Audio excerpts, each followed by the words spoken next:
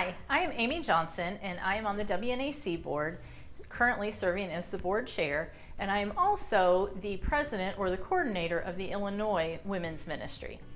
And in the next several months, we're going to be showing several different videos of just ways to be creative or encourage your outreach or your ladies ministry, but just some creative suggestions and different ways that you might be able to incorporate in your local or your district or your state ministry.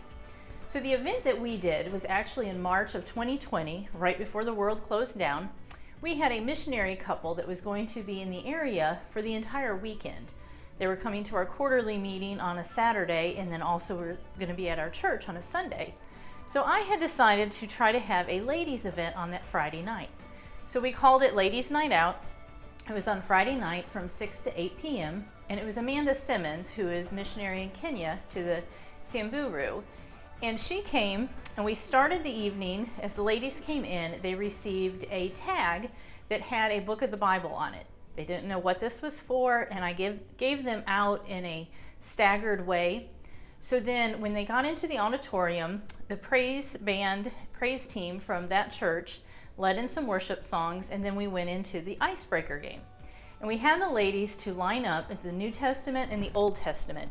And it ended up making kind of a cross or a T, which was a great symbolism. But the ladies, it was just a fun thing. And some of the name tags had different colored, it was printed in different colors. And those were the ladies that for participating and just being in the line, they received a door prize.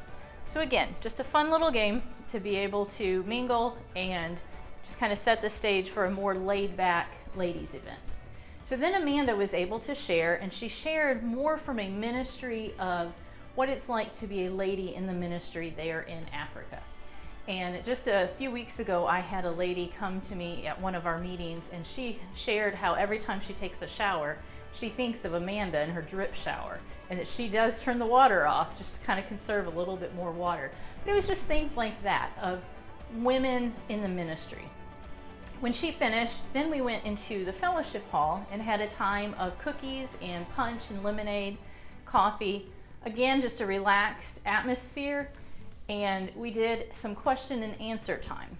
Brother Eddie was able to join us at that time, and so the women were just able to ask all different kinds of questions. And I honestly think the conversations could have went on for another hour. It was just a wonderful event. Amanda had also brought some jewelry that a lady there in Kenya had made. So the ladies that had came, we were able to have a fun time of games. There were some door prizes. We had the praise and worship time with the worship songs. And then we also were able to hear from Amanda, and they had the time to shop and to fellowship. Not a meal, just cookies, a light snack to have in the back. But this was just something we had not done before. It had nothing to do with any of our meetings. It had nothing to do with the timing of anything. It was just an opportunity to make the most of a missionary being in the area. And it was just an event that worked out really, really well for us. So I just encourage you, as you are ministering to your ladies locally, in your district, at your state. This event was so successful for us that we are now trying to incorporate some of these items within our state meeting.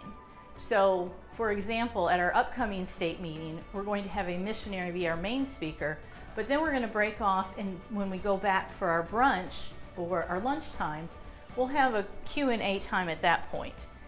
Last year for our state meeting, instead of having a Q&A time, we had several different missionaries that had came in, and we just had each of them kind of share their testimonies, again in just a more relaxed atmosphere in the back.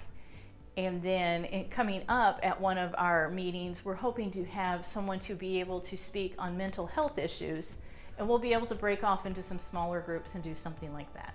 So I just encourage you, be creative, and I thank you for your ministry and wherever you minister. And if we can ever be of assistance to you, please reach out, or always you can go to wnac.org. Thank you.